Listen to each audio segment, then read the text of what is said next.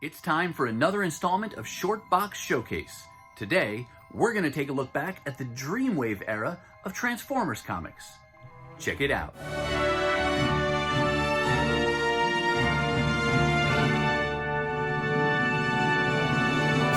Hey everyone, and welcome back to the channel. My name's Chris, and this is Northgarden Comics. So, a Short Box Showcase is when I take a short box off of one of my shelves and pull out either a story or a run or a volume of a book that maybe I haven't looked at in a while, maybe it's something I've read recently and want to share with you, but we basically just go through the books and look at them together, and it's a great way for me to get my books out of my short boxes, because if you're anything like me, once you read it, bag it, board it, tape it up, stick it in a box, it kind of lives a sad and lonely life there for most of its life, unless you have an excuse like this to pull those out again and look through those with people who might also appreciate seeing those books. So that's one of the main reasons that I started doing a little series like this, was to get me to look back at these books again that otherwise would sit in a short box. But maybe it also introduces you to something that you'd like to start collecting yourself. In this case, we're going to look back at the Dreamwave era of Transformers comics, and that was from about 2002 to 2005. Now, before we get to the books and before we get any further, I do want to pause and say, if you're new to the channel, thank you so much for checking it out, and welcome. If you like this kind of content, comic book related content like new comic book hauls, back issue hauls, short box showcases, omnibus reviews, things like that, or just kind of comic collecting topics in general, go ahead, take a second and hit that subscribe button. And as you watch, if you see something you like, give it a thumbs up. And please let me know your thoughts and questions down below. So coming back to Dreamwave, Dreamwave was the first publisher to publish Transformers comics after Marvel canceled their last title. So Marvel canceled their last title, which I'm guessing was probably Transformers Generation 2. That was a 12-issue run in somewhere around 1994. And then, like I said, Dreamwave picked it up and started publishing Transformers books again for the first time in 8 years. And for me, that was an amazing reboot to this franchise. Since then, Dreamwave has gone under. They went bankrupt in 2005 and they stopped publishing comic books at all, and they went out of business. And I'm not going to talk about the business side of things. I don't know the details of what happened there, and I'm not going to focus on that piece. I want to focus more on the positive impact that these comics had for me as a lover of all things Transformers and as a comic book collector, because this not volume, but this era of Transformers really reignited not only my love for, but my ability to collect Transformers comics. And I would say that the Transformers comics that we have now, and the 13, 15, how many years has it been for IDW that they've had the license now, that I think even what they've been able to do with the franchise was largely as a result of that kind of reignited passion and awareness for Transformers comics that Dreamwave was able to accomplish. So we're going to go through these books. We're not going to go through page by page. It's really just going to be kind of looking through the covers and talking about the art and some of the creative teams and the stories, and just kind of enjoying these covers. And there's about 100 books or so here that we're going to get through. So I'm going to go ahead and turn the camera around and get myself out of the way so we can give you a closer look at these books. All right. This is where it all started, back in April 2002, with this Transformers preview comic that previewed not only the Gen 1 comics that Dreamwave would be doing, but also the Transformers Armada series that they would be doing based on the cartoon that was on TV at the time. And so this is not a full story, just gives you a preview showing humans discovering some of the Decepticons, in this case Soundwave, on ice here. And I don't remember the details of the story at all, but they wanted to basically use the Cybertronian technology to make weapons themselves. I don't know if they may have wanted to control the Decepticons or the Transformers as well, but a little sketchbook, a little preview here. But I remember back in 2002, I was in, for you East Coasters, I know some of you are in New Jersey, the Freehold Mall. And because I'm born and raised in New Jersey, and in the Freehold Mall, Zapp Comics was actually located in the mall at that time on the second level, kind of near the food court area, the carousel, all those kind of things, just throwing out those references for those familiar with it. But my wife and I were in the mall and saw this place, Zapp Comics, and I wanted to just check it out. And I may have been in the habit already of kind of just checking out what they had at the time. I wasn't collecting a ton of comics back then. I was still kind of collecting the Transformers toys, but it was kind of in this break time where I was on a break, not really actively collecting a lot of comics, if any, but I still liked them and wanted to check them out, and I would see what was out. And I remember walking in this one particular time, and this was on the shelf, and I could not believe it. The thing that got me into comics to begin with, I love this show, I love the animated movie, I love the toys and have hundreds of them. And here it was now, reborn in comic form, and I was so excited. And so I picked this up. This one is damaged. You can tell, I don't know what the heck happened there, but it almost looks like something circular was on here and caused this ripple effect, or it got wet or something. But at the end of the day, I don't care. This is the copy I got back in 2002. Maybe I'll buy an upgrade copy if I find one for $1 or 50 cents or something, but it's not valuable in and of itself. It has the sentimental value to me. And on a sentimental level, this actual copy that I had back in 2002 is way more valuable to me than any, higher grade replacement I could get for it today. So this is where it started. And that's why I kind of wanted to take time to focus on this, because here we were now seeing, as truly an adult, I was seeing Transformers being brought to life again on the page, at least, better than ever before, and with really close renditions to the Generation 1, original versions that I knew. So just wanted to kind of pause and just, reminisce on that one, because that was so significant to me when I bought that in the shop back in 2002. Now we kind of get in here to the first volume. There were 3 volumes that Dreamwave did for the Gen 1 characters. This, I only recently realized, this is actually a second printing that I have. I don't have a first printing of this for whatever reason, so I am definitely going to be on the hunt for a first printing of this, and I don't think it's going to be a tough thing to do. If you are considering collecting the Dreamwave era of Transformers comics, you should know that pretty much everything that they did is pretty easily accessible, dollar bin type of material, and you can find it in good condition. So don't sweat it there. If you're looking at this saying, oh, am I going to be able to get it from 20 years ago? You definitely should be able to. At least from the places that I've looked at, I come across these. Not all the time, but often enough that you could piece this together over time. But second printing here, we do have art on the back, so I took this one out of the bag. So you got Metroplex there, Optimus and Bumblebee. But yeah, they did 3 6-issue volumes of the Gen 1 series. Some of these I left in the bag. I changed my mind about taking them all out because that was taking a lot of time anyway, but they don't all have wraparounds, so I left some in the bag. And each cover came, I think, with 2 versions. There was an Autobot cover and a Decepticon cover. So I have decided as well to go ahead and just try to get all of them, have both the Autobot and the Decepticon cover of each one, just because it seems mostly manageable. You're not talking hundreds or thousands of comics. It's 2 versions of each cover, and the artwork I think is great. Like I said, they did such a good job of recreating that Gen 1 feel that I might as well go ahead and add both the Autobot and Decepticon cover to my collection as we go here.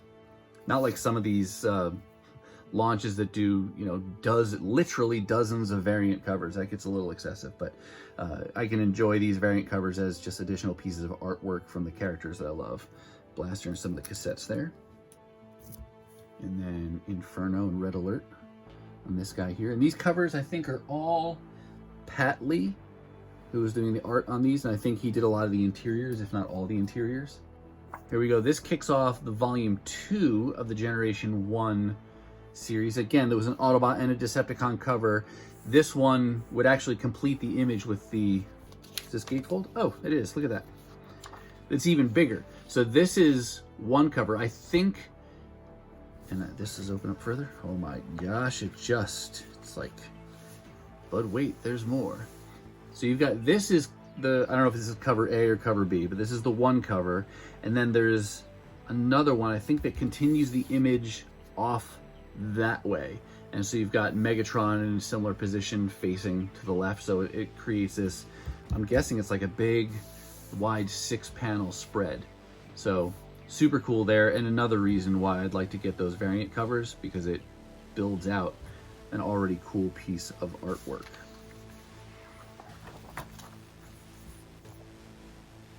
Here's issue 2, featuring Ultra Magnus, Cliff Jumper, Hound, a bunch of guys on there. The Decepticon cover for number 3. I think it was called the Decepticon cover, even though you got Swoop on there too. That's a great cover. I mean, again, I can't stress enough the effect that that Dreamwave had through these comics on, you know, someone like me as a person who grew up with and loved the Generation 1 cartoon, and I mentioned before the animated movie. So you got Springer, RC, Sharkticon, and Optimus there, and just such the renderings just really hit the mark on pulling back in, I think, that Gen 1 audience. And I think I've read that of all the comics that they did, the issues and the volumes they did on the Generation 1 characters sold the best, and that's very easy to believe. So that's why I say too that I think even the success that IDW has had, really, you know, a lot of the groundbreaking work was done by Dreamwave. And there's issue 6 of the second volume of Transformers Gen 1. With this volume now, this is volume 3, but with this one they actually tried to kick off an ongoing, so it wasn't going to be limited to a 6-issue series. Started with this issue 0, and I want to take this opportunity to share another huge thing that I loved.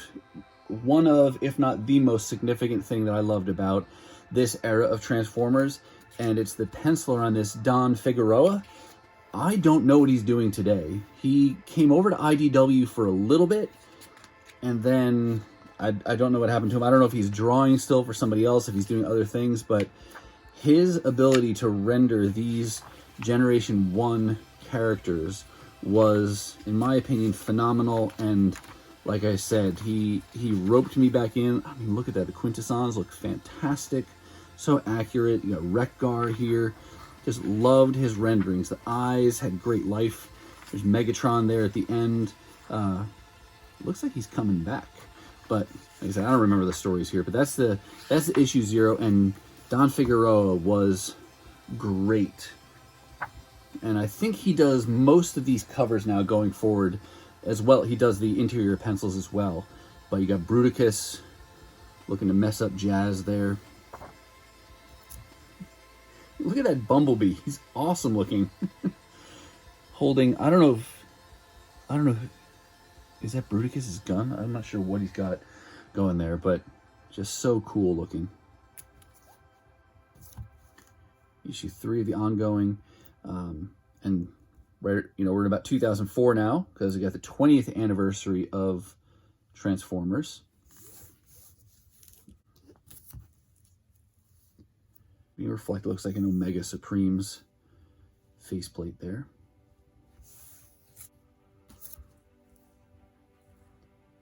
And I forget, I'm gonna have to look to see if did they call him Skyfire or Jetfire in this? I don't remember. It's been 19 years. I can't believe that. It's been 19, well, it's 16, right? You know, 2004 till 16, almost 17 years. Still, long enough time you forget some of those details.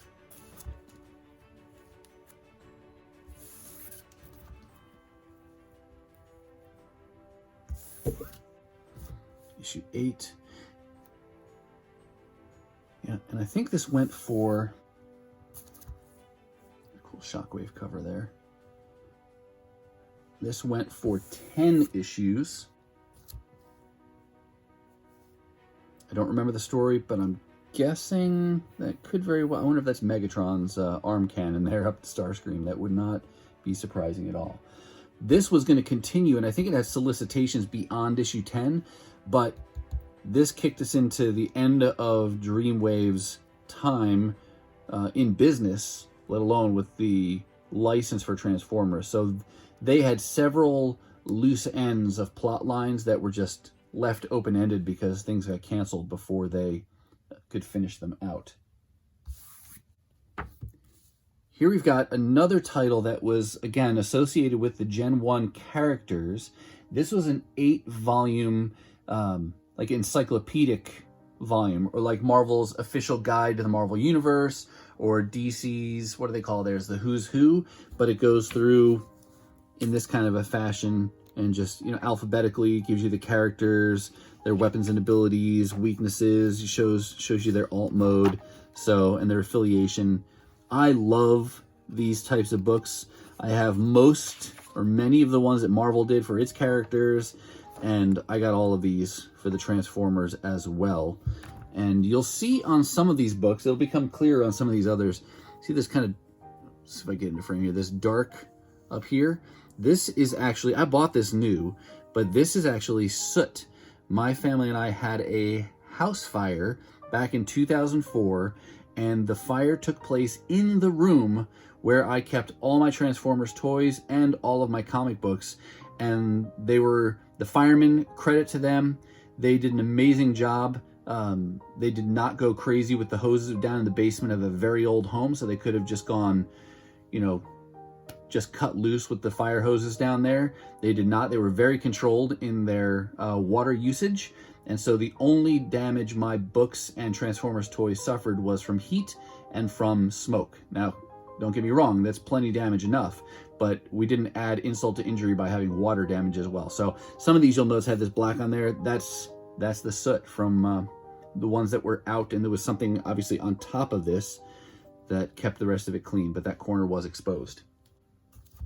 So this encyclopedia, again, of characters went for 8 issues.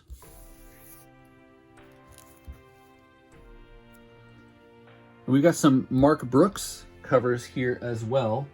The last one was Don Figueroa, but this is Mark Brooks, and he's kind of got a telltale look in his faces that makes it identifiable. Another Mark Brooks here.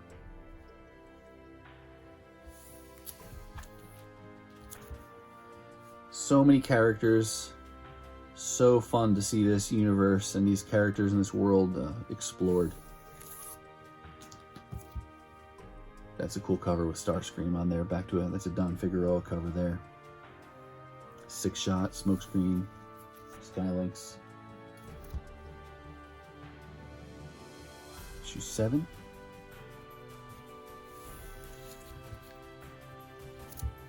And then issue 8. Again, 8 volumes of kind of a official guide to the characters, places, things like that in that Gen 1 world. Here we shift over to a limited series that they did, Transformers Micromasters. And I pulled this one out because it is I think it's a wraparound. Yep. I believe this story tells what was going on Cybertron after the Autobots and Decepticons left. And it was kind of cool the way they generated came up with the origin of the Micromasters. If any of you collected the toys, the Micromasters were the really small ones, because back in the 90s, it was very popular for things to be very small. Remember, Micro Machines, Micromaster, Transformers, things like that. But the kind of in-continuity origin they came up with was that the fuel resources on Cybertron were very low. That's part of the reason, why they left to begin with, was to go look for Energon. They needed to revitalize Cybertron, but in an effort to conserve energy, the robot forms and alt modes became very small. And I think they referred to the larger kind of Gen 1 Autobots, I think they referred to them as guzzlers because of how much fuel they consumed. Here's issue 2. Again, this was a 4-part limited series.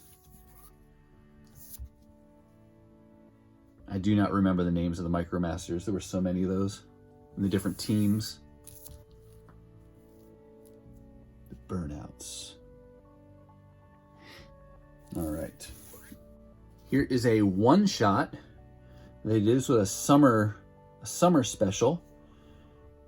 And here you got Pat Lee, Don Figueroa, two of the big famous artists from Dreamwave. Predacons on the cover here.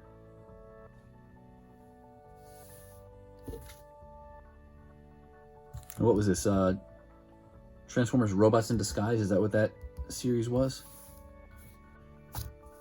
And this issue is a preview, again, War Within preview, kicking off the other kind of main line of books that Dreamwave focused on. They had those volumes that we looked at that focused on the current day Generation 1 characters, but then they had 3 volumes of Transformers The War Within, which is, you know, historical perspective, stories like the early days of, what were they? Gosh, the 13, was it the 13 original primes? Things like that. So back, you know, to Cybertron's roots and their history is where this War Within volumes take place. And so you had the preview issue here. Here's issue 1 from the first War Within, and this looks like we're going to get a nice, that was a cool Cybertronian version of Optimus Prime as well. I like that. Oh yeah, look at that. That's great. Love that art. And this is why I do a short box showcase, because if I wasn't turning the camera on to show you this, it would not happen nearly enough that I pull these books out and look at them again. So thank you for, you know, giving me the platform to be able to look at these, and I hope that by watching this you get some enjoyment out of seeing these as well. Is that Bumblebee there in his Cybertronian alt mode? Megatron in the background here. Dreamwave also gave us this updated version of Grimlock as well. And was this the first time where we really saw, I think there's some other covers with him on it. Yeah, where his faceplate is much more like teeth than it was in the original Gen 1 cartoon, but very cool. This was a more recent pickup. This is a lenticular cover. I don't know if I'm gonna be able to make it do it really well here. Oh, a little bit. And there's issue 2. Megatron on the cover there.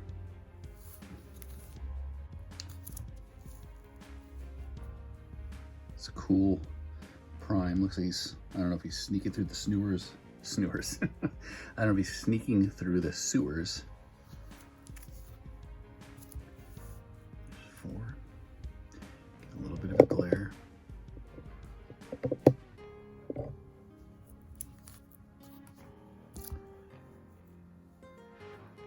Issue 5. And then issue 6. And that wraps up the first Transformers War Within limited series. All right, now we move into the second War Within story of 3. This one was subtitled The Dark Ages, and got on issue 1, again, nice wraparound cover here, done by Don Figueroa. Love that art. And I do realize I'm gonna have to pick up the pace a little bit here, otherwise we'll never get through these books in, well, we'll get through them. It'll just take a lot longer than I had originally planned. One thing I want to point out about this second volume, though, the creative team. You've now got Simon Furman doing the writing and Andrew Wildman doing the interior pencils. And of course, they got their start, at least for Transformers, all the way back in Gen 1, doing work on the US. And I know Simon Furman wrote the UK. I don't know if Andrew Wildman did any drawing for UK, but got Gen 1 creative team back here. Issue 2. This is issue 2 of this volume, but it threw me off because the subtitle here just says The War Within and not The Dark Ages. And I think the full title is Dark Ages War Within, or War Within Dark Ages. So, yeah, just confused me for a second there when I was putting this together. Issue 3.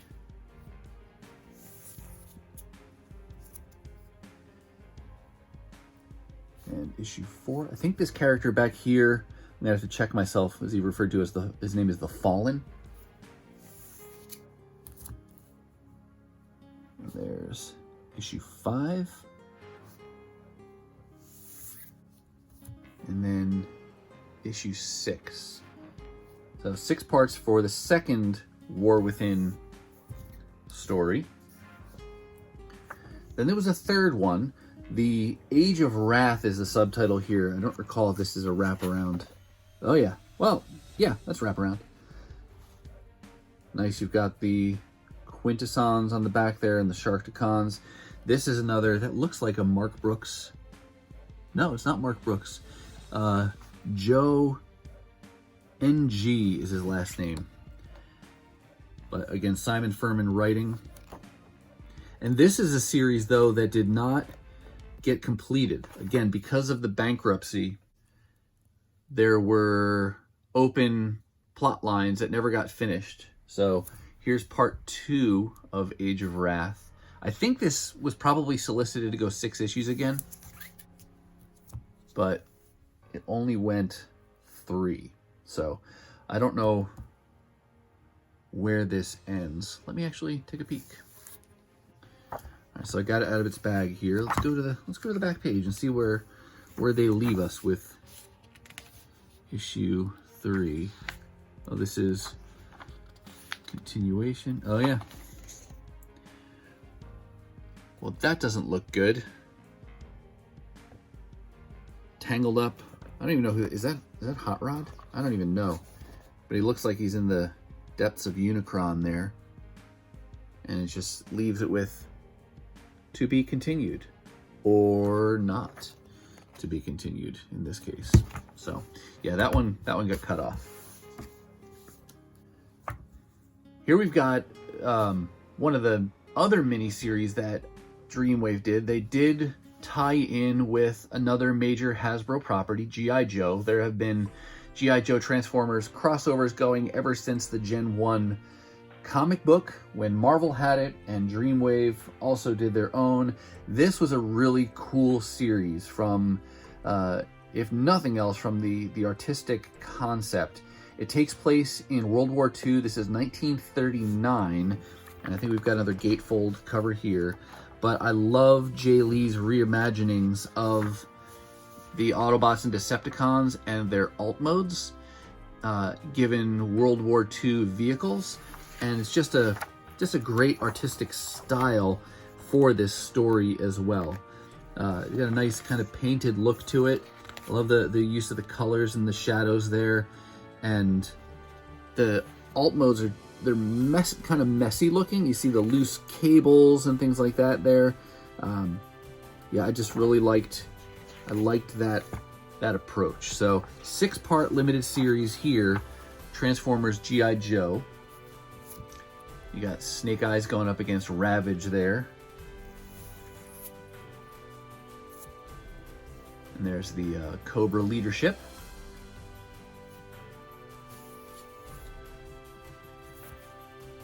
Love this cover. Again, you see Grimlock here. His alt mode he's got, but you see the tank on his back there. So again, I just like this take on these characters. I think that's Starscream. It really seems to be like a merging of their alt mode and their robot mode. And then lastly, part 6 there, you see Megatron on the cover. Very cool. So if you don't have that one and you're considering it, I would recommend checking this one out for sure. And again, I've seen these. I obviously picked these up as back issues at some point. I didn't get them all right away because I paid $3.50 for each of them with a cover price of $2.95. But I wish I remembered. I wish I had an app back then that was helping me catalog my collection, because my memory is not nearly as good. One other Transformers G.I. Joe crossover that they did. This is another one that started, didn't finish. I don't think it was intended to be a one-shot, but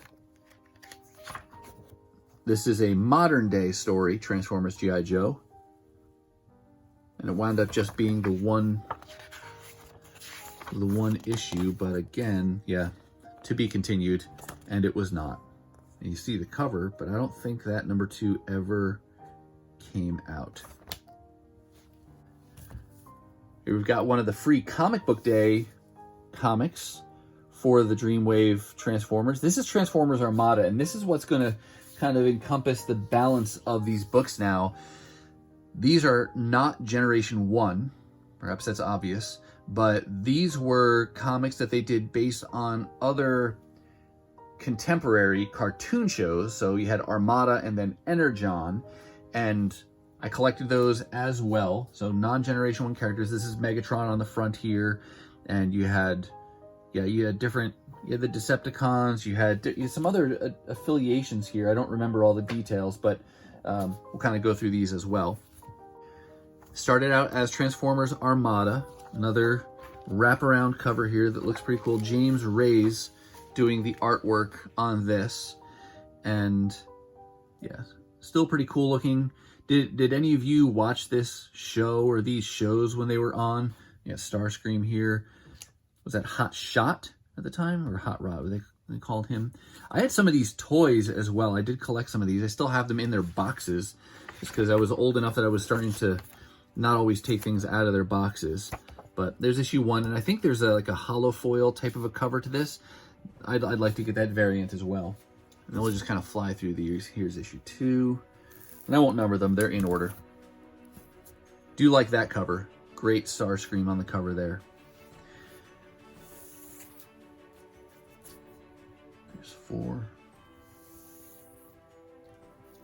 Yeah, there's one of those other emblems. Were they Minicons? Is that what they were called?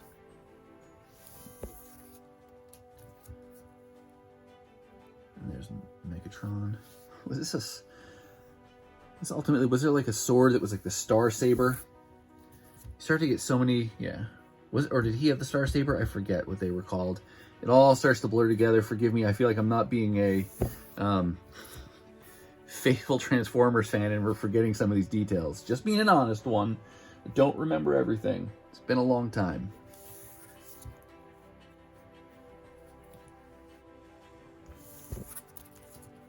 Up to issue 10. And just a note on the creative team, you do have Simon Furman writing this as well. And then Guido Guidi, who is, I really got to know him, or recognize him and understand who he was as an artist from his work on the more current IDW comic books. And I would say he does a fantastic job as well of rendering those Gen 1 characters very faithfully to their original forms.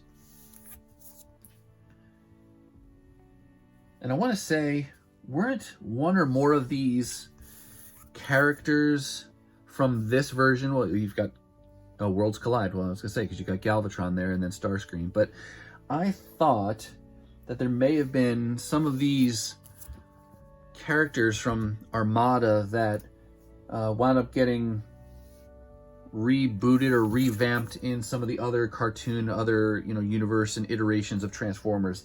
I want to say one of them, one of the Decepticons, didn't he show up in the Transformers Prime?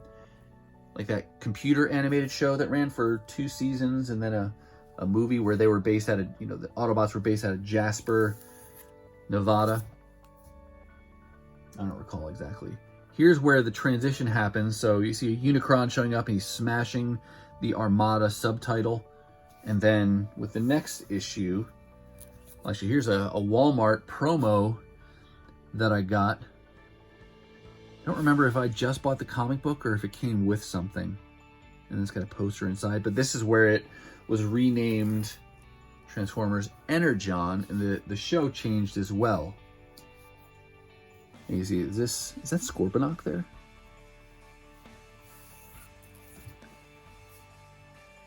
And again, it definitely boosted or pushed the toys and things like that. In that sense, it's much more like the Gen 1 comic book, because the Gen 1 comic book was largely every 30 days you'd get a 20 some odd page commercial for the new toy lines or new characters and toys they wanted you to buy. Like I said, they call him Galvatron at this point. Still Simon Furman writing.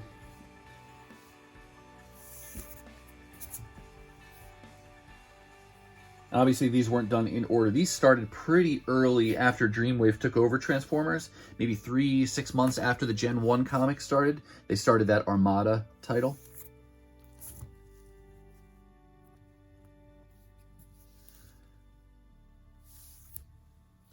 And then here, this may be the first one, but Alex Milne, I did not know that he got his start back here in Transformers Energon. I know him from the work he's done with IDW Transformers, and my favorite stuff that he's done is the Transformers More Than Meets the Eye, and then Lost Light, and things like that. But this apparently is where he got his started with Transformers. This may have been the first issue, because it's the first one I see him credited with here on number 26. So that's pretty cool. I'm looking forward to looking back through those as well to see his art style from that time. And there's 27. This next one, I have to apologize for the way it looks. You recall I mentioned the house fire? Well, this one took the biggest hit. It's on the cover, and the bag is fine, but you see it's all dark. That's all soot. So inside the comic, it's completely fine, but it's this almost tacky, well, not completely tacky because the bag doesn't stick to it, but that is soot from the fire. And I will eventually get a replacement copy for that, because the colors on that are much more vibrant than what they appear in this image. Almost done. This went for 30 issues. And there's the final issue of Energon, which, again, I'm guessing they called him Galvatron, and then Scorponok there. And then the last few books to show you here are actually from another one of these guidebook type titles. I showed you the one earlier from the Transformers Generation 1 characters, but they also did one for Transformers Armada. For some reason, I have 2 copies of issue 1. And then I really, wow, you know, I buy a lot of $1 and $2 books today. I was more ambitious back then. Look at this, $5.50 I paid for this as a back issue, with a, was that $4.95 cover price?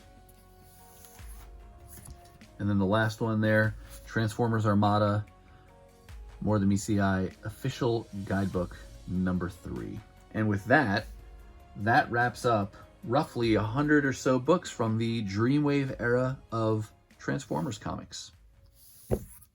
Well, we made it. Congratulations to you if you're still watching and you've hung in there through all of those covers. If you have, I certainly hope you saw something that you liked.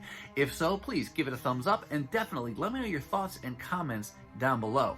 Now, if you hung in there this long and you haven't done so yet, go ahead, do the YouTube thing, hit that subscribe button.